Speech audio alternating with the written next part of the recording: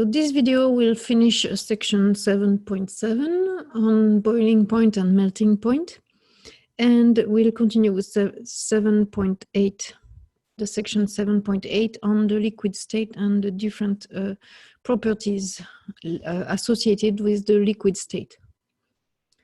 So the boiling point is the temperature at which a liquid is converted to a gas. And the melting point is the temperature at which a solid is converted to a liquid phase.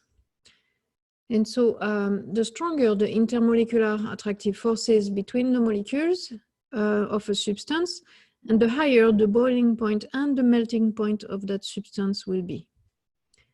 So if we look here at the scales of the intermolecular attractive forces, so to the left, compound with only London dispersion forces between them.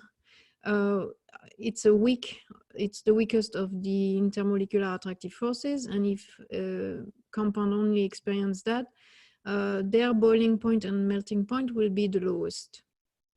Then when compound can also do dipole-dipole interactions in the center here, it gives more strength into the attractions between the molecules, and it makes it harder to come to the boiling point and the melting point. So you will need more energy, which means higher in temperature, and so that will increase the boiling point and melting point.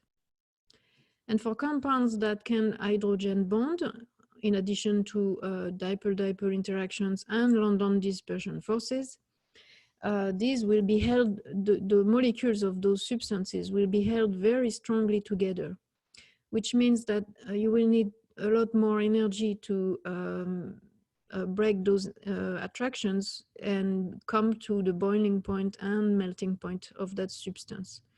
So those will have a higher melting point and melting point and boiling point. So let's look, for example, the difference in melting point and boiling point between methane and water. They're both small molecules. Methane, being non-polar, experiences only London dispersion forces between molecules of methane. There is no dipole-dipole interactions or hydrogen bonding possible. And so you see the melting point and boiling point are negative values in the hundreds or almost 200s negative temperatures in degrees Celsius, which means it's very low. And that also explains why methane is a gas at room temperature. Now water, which is also a very small molecule, water has dipoles, which means it can also experience dipole-dipole interactions and hydrogen bonding because of the hydrogen being bonded to an oxygen. So you see that the melting point and boiling point of water are positive values of degrees, and boiling point is 100 degrees Celsius, which means and the melting point is 0 degrees Celsius, which means water is a liquid at room temperature. And that's the reason why, even though it's a very small molecule and it should most likely be more like a gas, but it is a liquid, it's because it experiences very strong forces of interactions between, forces of attractions between the molecules of water. So those attractions keep the molecule of water packed together, and that's why you have a liquid at room temperature instead of what should be a gas. So that really changes the melting point and boiling point a lot. Now, if we're comparing two molecules that are very similar, like propane and butane, the only difference is a carbon and some hydrogens. You see that the melting points and boiling points, again, for propane are in the negative degrees Celsius values. So that's a gas at room temperature, right? Because the boiling point is negative 42 degrees Celsius. So propane is a gas at room temperature. And butane is also a gas at room temperature, but even though its boiling point and melting point are higher up in the Celsius scale, however, they're still negative, which means it's also a gas at room temperature. The reason why butane has a higher melting point and boiling point, it's because it's a slightly larger molecule. And when you have a larger molecule, the London dispersion forces are slightly stronger. And notice how these two molecules are non-polar, because they only have carbon-carbon and carbon-hydrogen bonds, which are all non-polar bonds.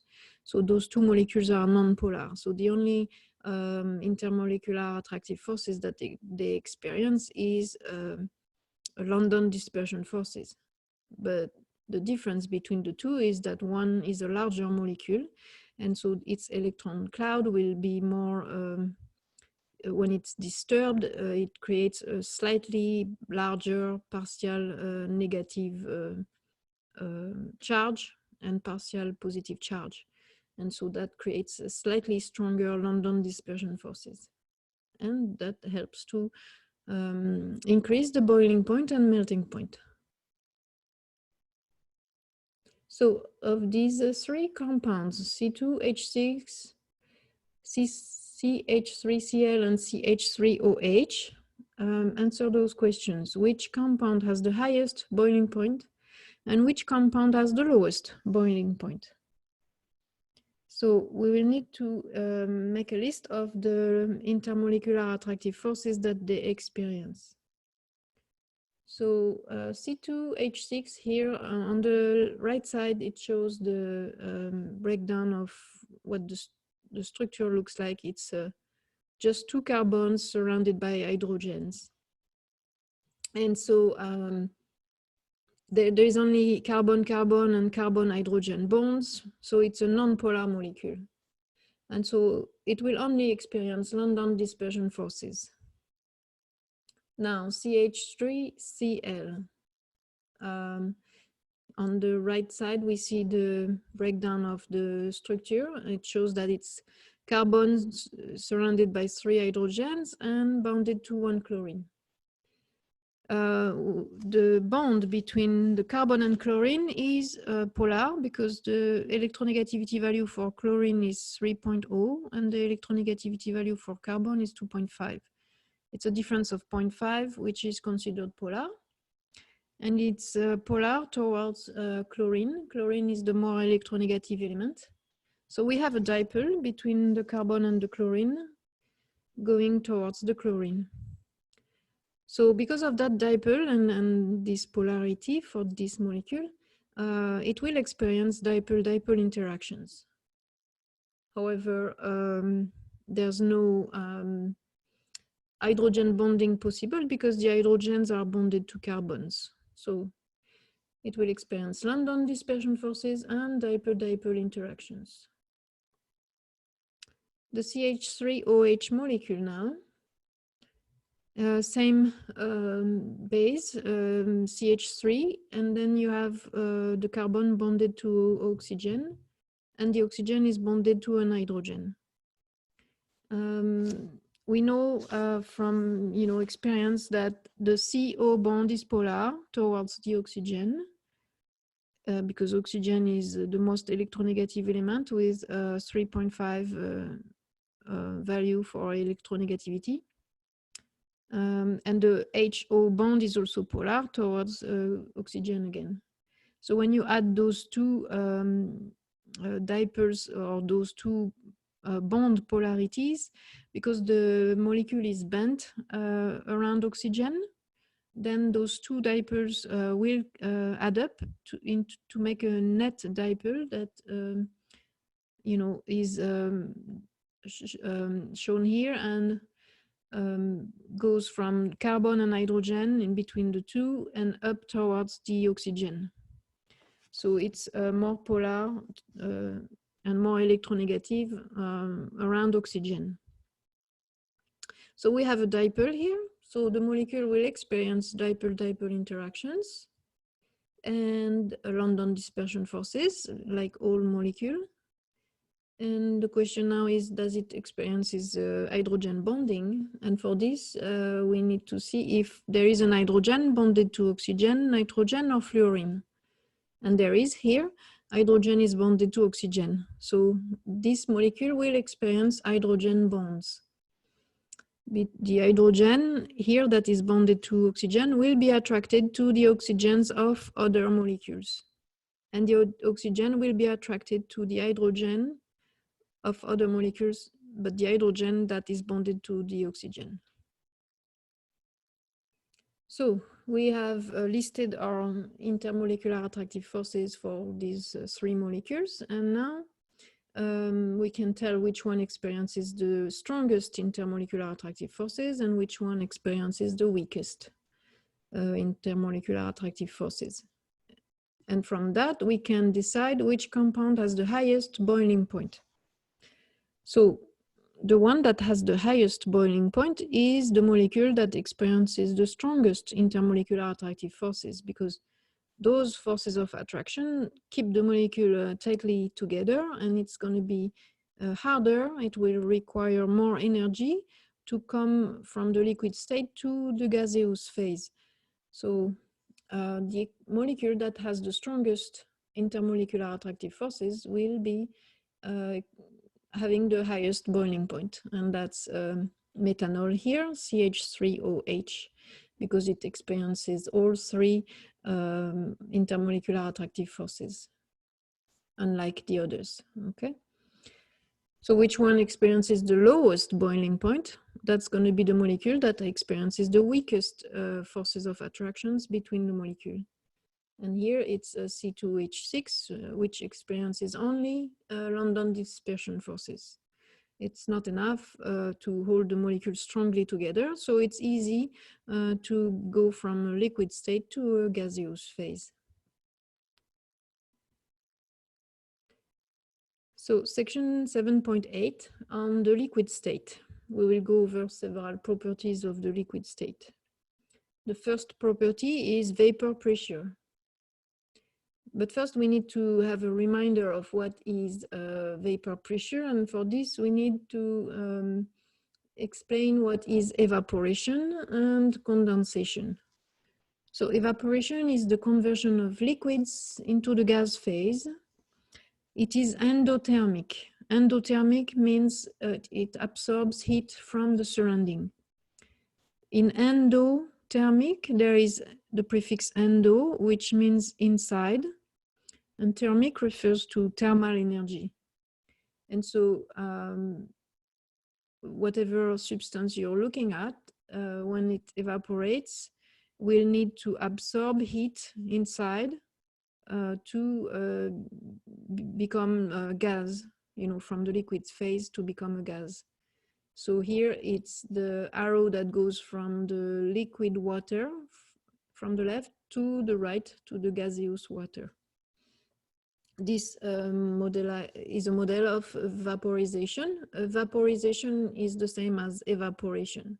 And you can see in both words, there is the word vapor, right?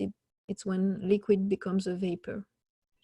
And it's endothermic. It requires energy to break down the forces of attractions that holds the molecule together in the liquid phase so that they are free from each other in the gaseous phase.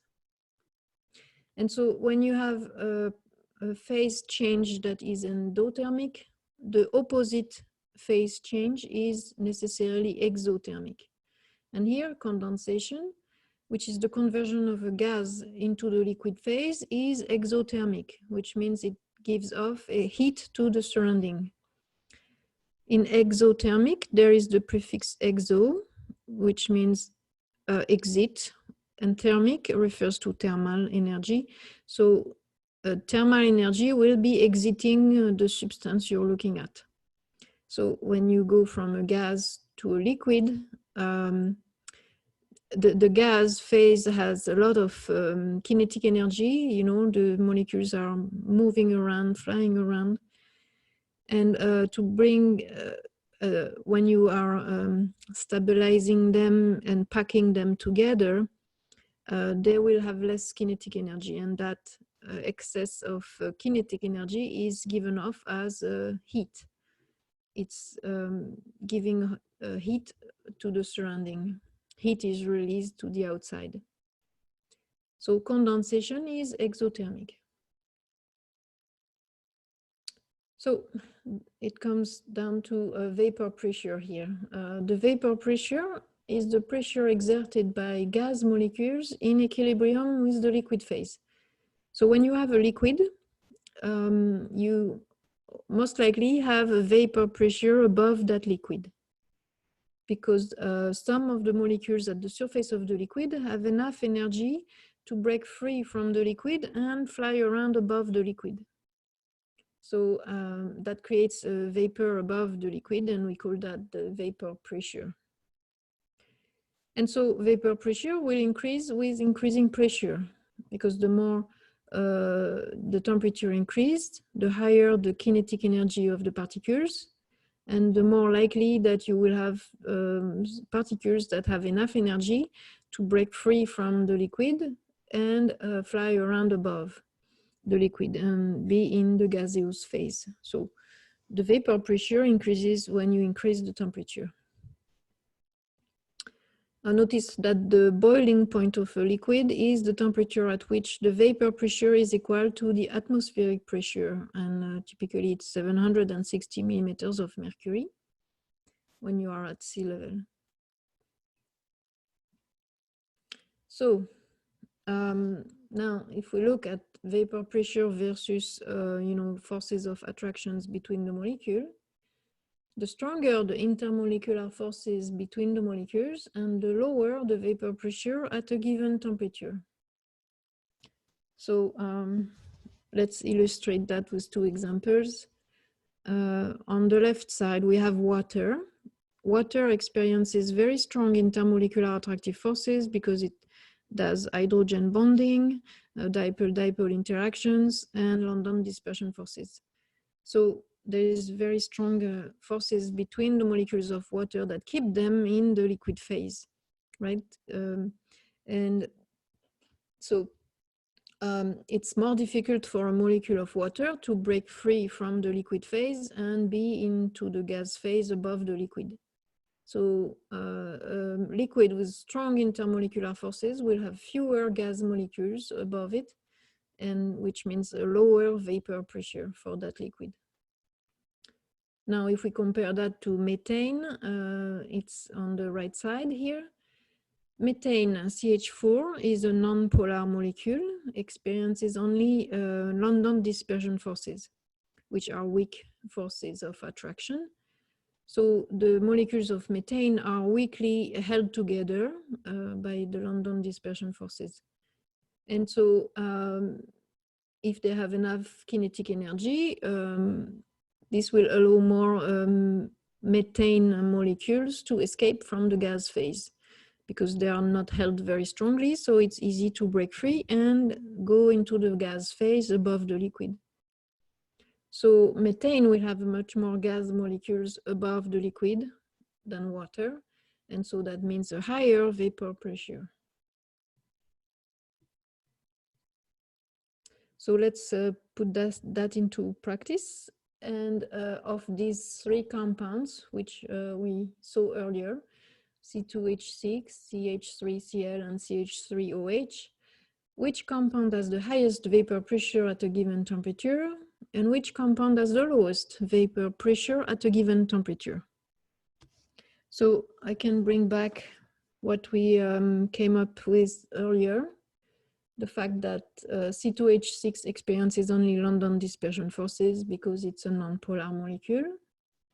The fact that CH3Cl is polar, so it will experience dipole-dipole interactions in addition to London dispersion forces. And the fact that the methanol, this is methanol, is also a polar molecule, so experiences dipole-dipole interactions, but also hydrogen bonding due to the fact that we have an hydrogen bonded to oxygen. So this is the list of their intermolecular attractive forces. So from this, let's decide which compound has the highest vapor pressure at a given temperature. And so the one that will have the highest vapor pressure is the one that will have the weakest intermolecular attractive forces, because a higher vapor pressure means molecules are not held very strongly into the liquid phase, and they can break free easily and be in the gas phase. So that will mean a higher vapor pressure. So we need to answer here the one that has the weakest intermolecular attractive forces, and that's going to be C2H6, right? Because it has only London dispersion forces, so molecules are not very strongly held together, and they can escape easily into the gas phase above the liquid. Now, which compound has the lowest vapor pressure at a given temperature? And so the one that has fewer gas particles above the liquid is the one that has strong attractive forces between the molecules that will keep the molecules into the liquid phase. And that's the methanol here. Methanol experiences stronger intermolecular attractive forces than the other two. And because of that, it will be harder for molecules of methanol to escape from the liquid phase and go into the gas phase above. So that will mean a lower vapor pressure for methanol.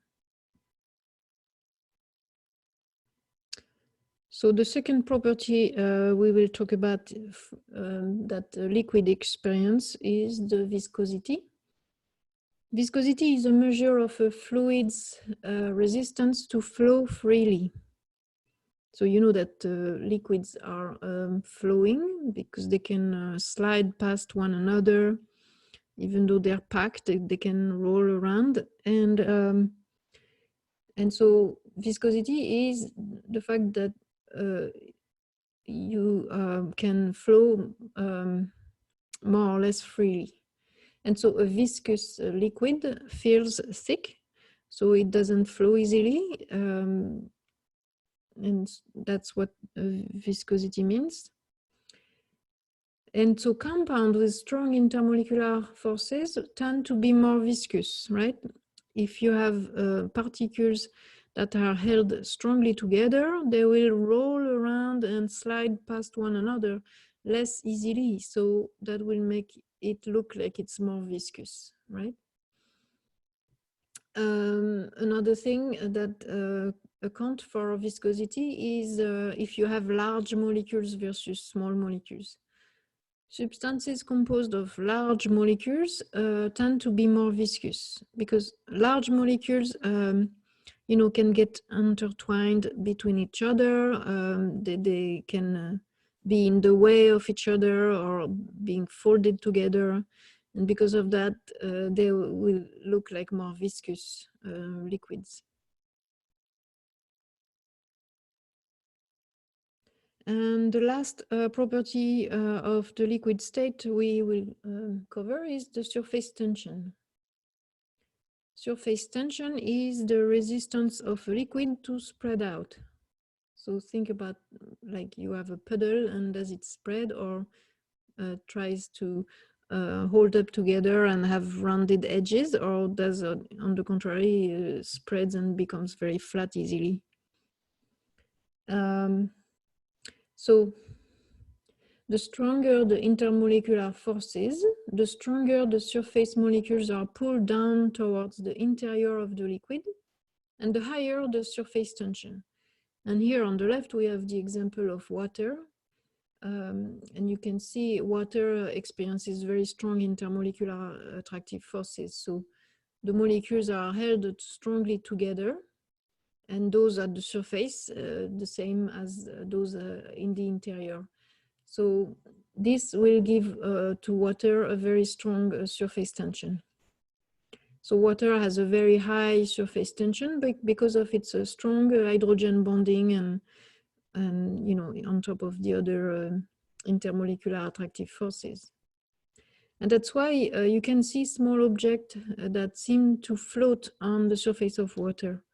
And the reason they are able to do that, it's because the surface tension of water is very strong.